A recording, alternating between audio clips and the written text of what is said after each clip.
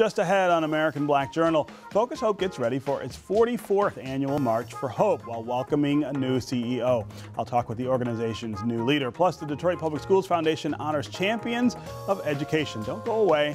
American Black Journal starts now.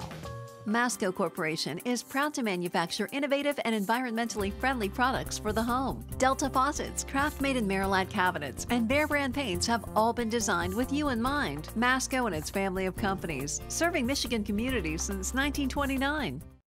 For nearly 100 years, Ally has been a part of Detroit, and we give back by volunteering and donating in our community. We have a commitment to diversity and increasing economic mobility in our hometown. At Ally, we're dedicated to doing it right every single day.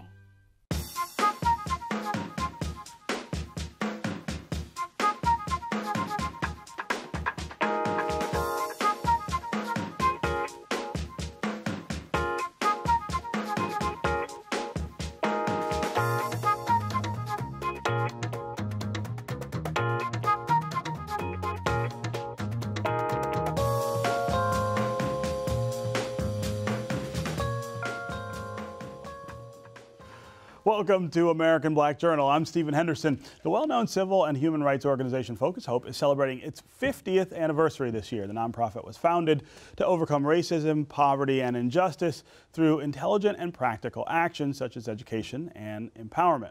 One of Focus Hope's signature events is coming up on Sunday. It is the 44th annual March for Hope.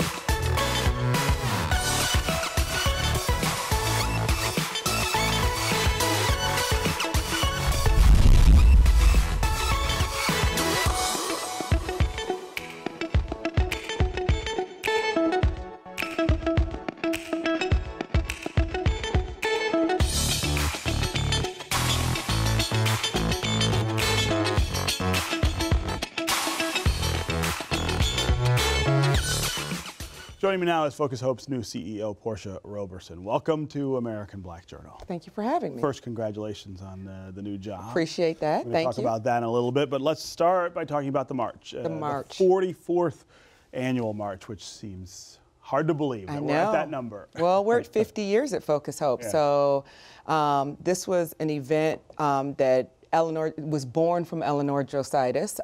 She thought it was extremely important that we go out and be a presence in the neighborhood with regard to what was happening in the communities during that time, and certainly some of that is still happening, sometimes in different ways, but certainly it's as important as ever to be seen in the neighborhood and to be a presence in the neighborhoods and let people know that there are those of us who are out there still committed to the fight against racism, the fight for social justice, against poverty and those issues that affect all of us. Yeah. Focus Hope, as you say, has been around for 50 years. There are a lot of us who grew up in this community, who grew up with Focus Hope, right? Learning early about what it was about and the role that we could play. Talk about the things that you need people to be doing to sort of participate in this fight for justice and equality today, and how that might be different than what they were like when we were growing up. Well, yeah, I mean, I think what we see now is, and it's interesting, I've been on the job 3 weeks now, and during that time, one of our staff found some letters that had been written to Eleanor during during the time she was at Focus Hope, when Focus Hope was created, were very, some letters that were very loving, but some letters that were not loving, that talked about sort of, how dare you do this kind of work. I think what we see now is that we don't see the letters as much, but we see policy that affects us in the same sort of ways. And so part of what Focus Hope does, and has always done, is workforce development, because I think, and we think, that the path to economic equality is people being employed. And so one of the things that I think people can do to be involved in what Focus Hope is doing and to fight those issues are to come into Focus Hope, to get to know who we are. If you haven't been introduced to us, use us as sort of your community space to sort of meet and talk about these issues.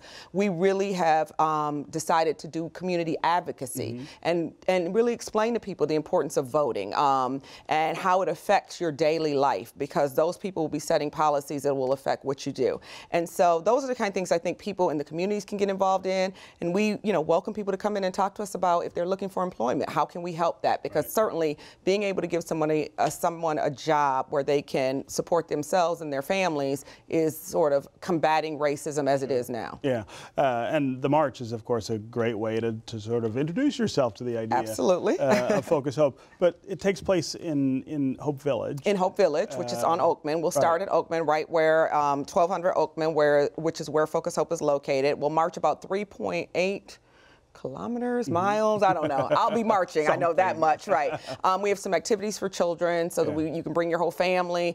Slow Roll is joining us this year, which we're really excited about. So, but really it's an opportunity to get to know the people that we're living and working with every day and see people. And, we just finished a photo exhibit. First time we've done a photo exhibit. We had great participation. We did a light show on the Bell Building, which rivaled some of the things you see downtown. So we hope that that's something that will continue.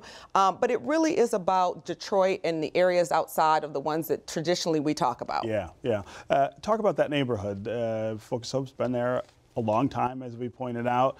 How is that neighborhood different than it was before? Is that neighborhood changing in important ways now? Well, here's the thing. It's been challenged, as every neighborhood in Detroit has been, as the city has been challenged. And so, you'll see some sort of blight. There's no question about that. But what you also see is you see people walking around now in ways that you might not have seen a couple years ago. You see people buying houses in the area. I have been saying to people who have businesses or are renting space in businesses, look at Dexter Avenue. Look at some of those areas where you don't traditionally think about, but because I really feel like those are going to be some very hot areas soon to come. I mean, there's going to be a time, as we've already seen, where you can no longer be in some of the neighborhoods we already know about. And you're going to start looking at other places. And those are places where I think we haven't thought about in a long time, but have the potential, and at one point were the hub of the city, that, can be again. When you think about neighborhoods like that or other neighborhoods around the city and the work that you guys are doing, what does the poverty picture look like in Detroit from that vantage point? On a daily basis? Yeah, it's still extreme. I mean, I'm not going to deny that there's a lot of work to be done. And like I said, the first thing I think you do is you figure out ways in which you can get people into gainful employment. Part of what we also do at Focus Hope, and we have one of the best that does it, is a Head Start program. So we're looking at ways in which we can support someone who wants to get a job, who wants to do training. How can we support them if they have children? How can we make sure that, because I ultimately say that even on a workforce front, if you're not giving an employer the best employee, and an employee can't be the best employee if they're worried about where their children are after school, or if they feel like their children are in a vulnerable space, or sometimes even being part of sort of the in-between generation, you might be living with a grandparent whose food security is not that secure. And so our food program services 41,000 seniors per month. And so we know because of those programs that the need is still there for us, the poverty is still there, and we are looking at ways in which we can address those issues, as well as, like I said, from a community advocacy piece, talk to people, inform people about what sort of the larger issues mean to them in addressing poverty. So how does that voting piece affect someone so that they aren't in poverty anymore? Right. You came to this job from the Duggan administration. I did. Where you were head of the Civil Rights Division in the Law Department. You also worked in the administration of Dave Bing. Civil rights, huge part of Focus Hope as well. Talk about the work that remains there in the city of Detroit and in neighborhoods like Hope Village. Well, I mean, I kind of flipped sides when I left the Duggan administration, because there we were responsible for, in some ways, ensuring that some of these development projects had Detroiters on those projects. You know, I typically say that in many ways there are lots of Detroiters who've been here the whole time, and not just because they couldn't go anywhere else. That's a narrative that I think is completely untrue. People stayed here, a lot of people stayed here because they wanted to be here, not because they couldn't afford to go someplace else. And we want to ensure that those people and others were included on projects that are happening now in the city. I think now what I'm doing is flipping sides and making sure that those people are prepared for those opportunities. And that those opportunities, of course, you know, my successor at the city is going to make sure that they are hiring people. How do we make sure that people have the opportunity or have the skills that they need for those opportunities? Yeah, I should also have said that you worked at the Justice Department. I did. Before. That's how you got back to Detroit. Yep, that is how I got back. Into the Bing administration, and that civil rights work was key there too. Well, yeah, I mean, I worked, you know, as you said, for the Justice Department and for Eric Holder, who was, you know, a key part. Civil rights was an issue for him throughout his whole term as Attorney General, made it at the forefront of the Justice Department. My instruction from him was to make sure that organizations that may not have felt welcome at Justice, or those who did not agree with us, felt like they could come into the Justice Department. So I think it's a continuum for me in terms of my professional career. I started out as a litigator. I don't do much of that anymore, but certainly the idea of addressing the issues that now are much more systemic than they used to be, and are much more policy driven, and keeping sort of looking at ways in which we can fight those policies are important to me. Yeah, I've got about a minute left, and it may be unfair to ask this kind of question with only a minute left. But you know, I sort of imagine that Father Cunningham and Eleanor Jositis might not have imagined that Focus Hope would have to exist, you know, in perpetuity, right? At some point, we'd get past all of the dire needs that inspired its creation. I'm not sure that's ever going to happen. But what do you see 10, 20, 30 years out for the role of the organization as it evolves? Well, I mean, I think somebody said this to me, and I think it's so very true. I don't know that they would not have seen that the organization would not have needed to exist. I think maybe they would have thought that the expansion in different other areas. And one of the things that, you know, I love about, you know, the history of Father Cunningham and Eleanor Jositis is that they were extremely progressive for their time. And so our challenge is to be extremely progressive for our time. And I think 10 years from now, somebody else is going to be there, and they're going to be progressive for their time. And so there will be issues that they expand upon, and that there will be other issues they tackle. There may be, you know, right now we have issues around immigration that they weren't talking about 50, 40 years ago, that are issues that are important to us now. And there will continue to be issues that we need to address as a community. Some of this will never go away, and in some ways that's unfortunate, but in some ways it's not, because it gives us an opportunity to talk amongst each other, get to know each other, and so having those difficult conversations is important even now. Okay. All right. Congrats on the new job. Thank you. Appreciate it. The 44th annual march. Yes. October 14th. Yeah. All right. Thanks for being here. Okay. Thank you. Just ahead, a celebration for Detroit educators. But first, we want to continue our look back at this program over the last 50 years. Here's a 1989 Detroit Black Journal special on the state of education in the Detroit public schools. Mr. Armstead, then are we jumping the gun? Are we trying to make too many changes without looking at what's working right now in the system? I don't think there's any inconsistency in what Ms. Johnson's saying and I'm saying. I mean, you do have to look at the individual schools. I think Ms. Johnson's right. In her region, there has been fine improvement. But I still think it's uneven. It's uneven in her district. I think it's uneven across the city. And I'm not talking just about the so-called alternative schools. There are some what we'll call typical schools that are doing a lot better than other schools. And so I think it's important to focus on those schools that are succeeding and find out why they are, and those schools that aren't succeeding, where they have comparable student bodies, why aren't those schools succeeding? And focus on those schools, and I think empowerment you know, applied to those schools is the way to upgrade those schools. I'm going to move on to the financial topic in just a moment, but since I hear some differences in opinion, I just wanted to get one more in. May I just say this? Yeah, and then I'm going to get this last comment in. All of the schools in Area A have grown. Each school in Area A has grown. And therefore, I can't say that it just happened with a few schools. when I was in Region 5. Each school grew in Region 5. So there's a reason for it. And what I'm saying is that you have not looked at the reason. You have not checked one time to see what is it that causes this to happen. So I think until you have checked to see what it is that makes this growth possible and actually look at it, we can't go on to another plan.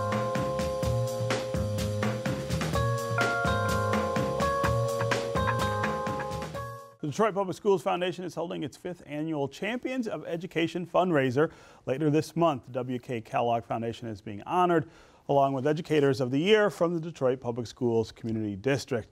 The evening also showcases the talented students who go to school in Detroit. Proceeds from the event will provide much needed school resources. Here to tell us more is the President and CEO of the DPS Foundation, Pamela Moore. Welcome back to the show. Thank you, Stephen. Glad to be here. Yeah, this is one of my favorite events each year, is this idea of celebrating the people who work so hard to make sure that that our schools are doing what they should do and that our kids are getting what they should get. That's right. That's a really important thing to do, especially in a city where we have real concerns about education. That's true, Stephen. It is an opportunity to lift up the good work. And I always think about, you know, turning the Titanic, which is really what we're doing right now. You know, you don't, or I'll say Dr. Vitti doesn't celebrate every little 1 degree of the turn, but I think it's incumbent upon the foundation to celebrate and to put out the good news and tell the stories of how hardworking that administration is and the leaders that he's assembled, and these 10 teachers that we're going to celebrate, and the W.K. Kellogg Foundation, who has provided us with a wonderful grant that supports parent engagement work, kindergarten boot camp, a wonderful parent academy where 2,000 caregivers and parents have come through already since March. And so it's an opportunity to lift up our students, our educators, our community partners. It's a wonderful evening. Yeah. The foundation itself. Talk a little more about the things that you guys do to support this district that always needs a lot of support. Absolutely. So the foundation was created solely to support DPS, CD. And so we do that 2 ways. We fundraise various ways, campaigns. We think about the basic needs of students. It's not always academic. So we fundraise, we make many grants to schools 3 times a year. Teachers can apply, principals, you can apply for programs, you can apply for after-school activities. Even organizations that already work with DPS can apply, a 501c3 can apply. And we also serve as fiduciary over some very large grants that are coming into the district, and that's starting to be a larger role for us that we're very pleased to be a part of. And so you'll hear more about that in the coming weeks. The water situation has kind of become a focal point for us in the district, and so there's some news coming on that. So I was going to ask you about the water situation and so I'm not how the foundation. Yes, so we will be involved in the solution, and again, the news is coming very soon. People have stepped up. People will be assisting. We've got to put that story behind us, but more importantly, we have to have safe drinking water for our children. So we were created to support the district in every way, and I always say when I was a student, DPS gave me everything I needed to sit right here with Stephen Henderson, in 2018. But currently, the circumstances are different. The way schools are funded, public schools are funded, is different. So the resources are not plentiful anymore. Dr. Vitti just restored art or music back into every K-8 school. When I was coming through, all of that was abundant. Given, right? That was a given. I played every instrument that I imagined. I played every sport. And so the foundation was created to kind of stand in those gaps, and there are many, many gaps now. And again, we focus on basic needs. Our children need uniforms, as well as the academic piece. We focus on kind of 4 priority areas: STEAM, early childhood education, the babies, the pre-Ks, the kindergartners, first graders. Career pathways, there's a lot of work going on right now. We've received some fairly large grants to kind of overhaul our whole career and college pathway work. Every high school will have themes and pathways, and eventually we'll look at those feeder schools and have pathways. days. And so very deliberate, intentional work being done on that front. And then our last bucket we call Beyond the Classroom. So that's professional development for teachers. It could be field trips. We were always on a bus exploring the world. Yeah. And there's just not money in the budget these days for that kind of activity. So competitions, you know, getting our children outside of the classroom and experiencing what the real world has to offer. Detroit is changing rapidly. We know that, right? And our children need to understand the big wide world that awaits them and all the opportunities that they live in and all the opportunities that are for them. This new Detroit is their Detroit. You and I will be gone, and it needs to be. And so I'm very conscious of that and really happy to be in the role, and it just feels like home, and the work is so good and the people are so hardworking. You just want to support the people at the district right now. Yeah. Talk about the difference between this new district, Detroit Public Schools Community District, and what we had before. Do you feel that the foundation's work has had to change with that change, or is there more of a need for you, less of a need? Well, I can tell you, when I took on this role 2 years ago, the phones did not ring. Yeah. We were still under state control. There was no leadership in the district, and people probably felt like, well, what am I investing in when there's no one at the helm? So I can tell you, since the state has given the district back to the voters of the city of Detroit, we elected our school board. They hired an outstanding superintendent who has a track record, that knows how to do this work. Look at the Jacksonville schools that he just came from for proof of that. And so I think it's a new day. You feel like there's hope now. You feel like they're very capable people doing this work, and change is hard, and Detroit does not change easily. It does not. But change is hard, and so I really have a lot of empathy for the people that have been at the district for these 5, 10, 15, 20 years, and all that they have gone through, and all of the many leaders that have come and gone, the state takeover. But it is a new day. The phones are ringing. People want to partner. People want to see how they can help. How they can give program grants, how they can support Dr. Vitti and his team, and how the foundation can serve as fiduciary while the district kind of reinvents itself. I feel like it's still getting up off its knees, right? It needs new systems, it needs new processes, and so that's the big difference. I mean, it's night and day. It's night and day. Dr. Vitti and his team, they work very well with the board, and things are happening. And again, the foundation in the coming, I would say in the coming months, you're going to hear a lot more news that comes out of the foundation, because we need to spread the good news. There are a lot of very good things happening. Yeah. Are there new areas or issues that have sort of presented themselves as priorities for the foundation in the last year or so? Are there things that you hadn't necessarily expected would attract your attention? Well, I would say there are always things that we don't expect, like this water issue. Well, I mean, we were back in school, you know, new curriculum for K-8. All of our teachers are getting professional development on November 6th. There's just a lot of hard work going on behind the scenes. And then here's the water issue. But what I want people to understand is that the district was being very proactive. They didn't have to test the water, but they did. They tested the water. Some of the schools tested for the lead, and so Dr. Vitti decided, well, let's stop what we're doing, stop all of the children from drinking the water until we do a thorough test. So we know what we're dealing with. So we know what we're dealing with, and even though all of the schools did not test, we want a solution now so we can put this behind us and move on. So hydration stations is what's being talked about, and so more to come on that. So there are always unexpected things. And I think Dr. Vitti, being a teacher, being a principal, being a superintendent, he understands that you need to recognize the hard work. And so there was a Educator of the Year gala last year. It was something at the very end of the year. These same 10 are being recognized at our event. But you have to recognize people. Sometimes those things aren't in the budget.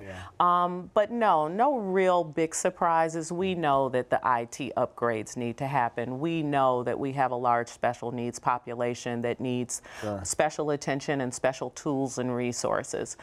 We know that the curriculum was outdated, and we've replaced that. that we know that our teachers need professional development. No real surprises. Again, Dr. Vitti knows how to do this work. He's on our board. He's an awesome leader. Alicia Merriweather is also on our board, so we stay very close to the district. We are locked, arm in arm, as we take this journey to really turn this district around. Okay. Well, congratulations on the event. Thank you, Stephen. And thanks very much for joining us. Thank you. Yeah. I appreciate it. That's our program for today. Thanks for watching. Go to AmericanBlackJournal.org and you can get more information about our guests, and you can check out a calendar of upcoming events. Plus, you can always connect with us on Facebook and on Twitter. We'll see you next time.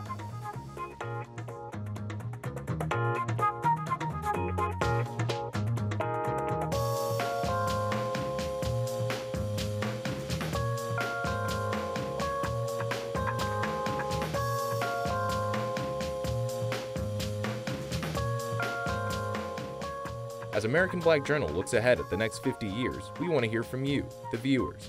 Tell us what you think of this program and what you'd like to see on future episodes. Visit AmericanBlackJournal.org to take a quick survey and share your opinion. Thank you.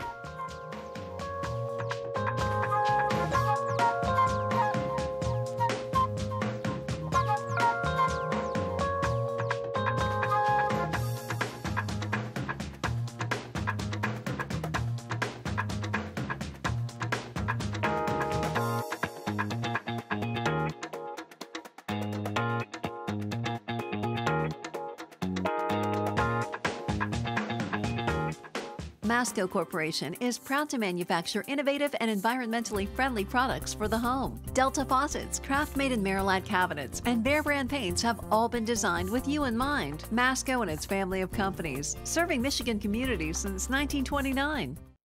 For nearly 100 years, Ally has been a part of Detroit, and we give back by volunteering and donating in our community. We have a commitment to diversity and increasing economic mobility in our hometown. At Ally, we're dedicated to doing it right every single day.